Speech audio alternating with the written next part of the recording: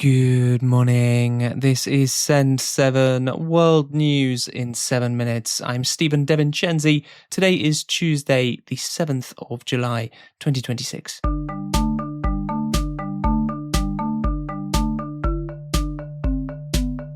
Starting in the Americas today, FIFA, the international football governing body, has been accused of corruption after an intervention by United States President Donald Trump appears to have affected a decision.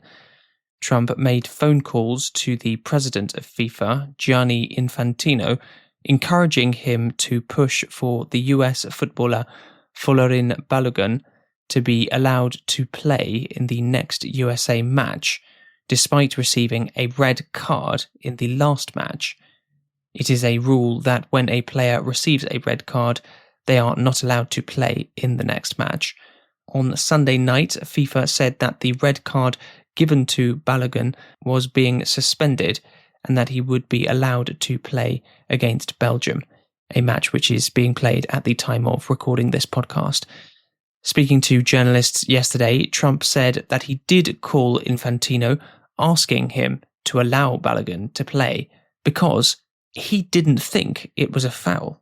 I asked for a review because I didn't think it was a foul. And, again, I'm good at this stuff. I didn't think it was a foul. I thought it was two great athletes that crashed into each other and got entangled. That was not a guy punching somebody in the face or anything that, would be different.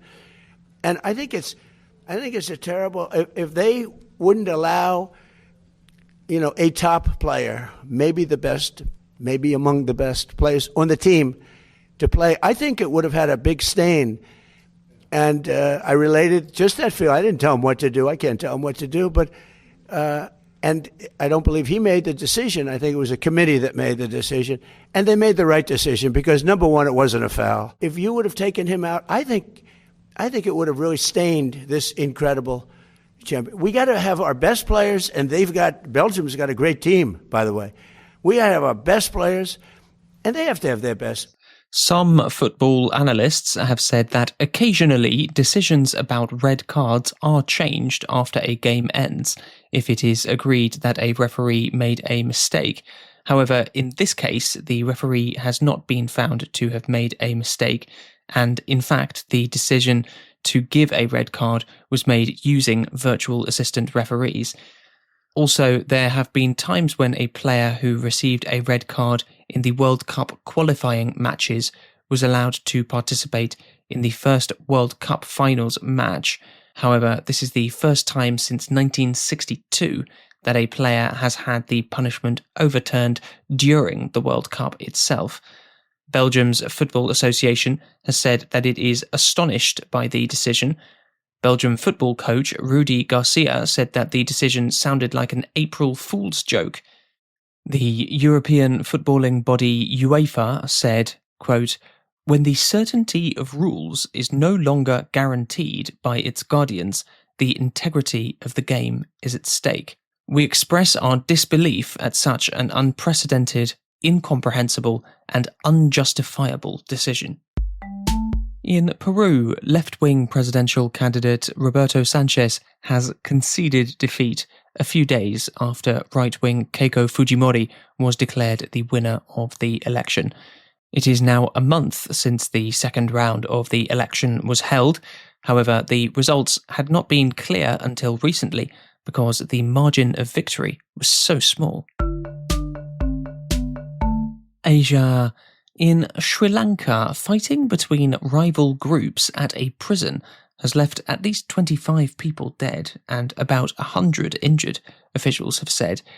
Reports from authorities say that 2 prisoners died in a fight on Sunday, but then yesterday morning there was worse violence, which left 17 prisoners and 6 prison staff dead. In Iran, the funeral of Supreme Leader Ayatollah Ali Khamenei continued yesterday. There were reports of hundreds of thousands of people joining processions in central Tehran. Turkiye's capital city, Ankara, is hosting a NATO summit today and tomorrow. Leaders from all 32 member countries are expected to attend, as well as Ukrainian President Volodymyr Zelensky and South Korean President Lee Jae-myung, and foreign ministers from Arab Gulf countries. On the weekend, over 100 people were arrested during anti-NATO protests organised by the Turkish Communist Party. In China, Typhoon Maisaki has caused flooding in the south. 2 people are known to have died, and tens of thousands of people have been evacuated. Europe. In Ukraine, at least 21 people have been killed in the capital Kyiv after Russian missiles and drones hit residential areas. The death toll from Russian attacks on Ukraine last Friday has risen to over 30. The United Nations says that Ukrainian civilian casualties from Russian attacks have risen by 40% over the last 6 months. In the United Kingdom, around 330,000 fewer children went to school on Monday than on the previous Monday, suggesting that they were allowed off school by their parents after the England football team played against Mexico in a match that started at 2 o'clock in the morning, England time. Africa. Zimbabwe experienced a nationwide power cut yesterday, with the state energy company saying that this was caused by a technical fault. Morocco has said that it has foiled a set of planned terrorist attacks across the country by a group loyal to Daesh, the Islamic State. The Central Bureau for Judicial Investigations said that 10 people were arrested in 7 different cities.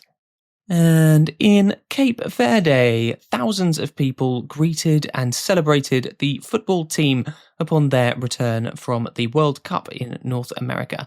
Cape Verde has just 500,000 people, making it the second smallest country at the World Cup after Curacao, which also qualified for the first time. However, Cape Verde surpassed expectations by finishing second in their group and even scoring 2 goals against world champions Argentina before finally losing 3-2 in extra time. A big thank you to Carlos in Spain and Brigitte in Austria for becoming our newest supporters. Our amazing supporters have access to all of our transcripts, vocabulary lists, worksheets, and world news quizzes, and we give 10% of our profit to highly effective charities. More information at send7.org. Have a great day. See you tomorrow.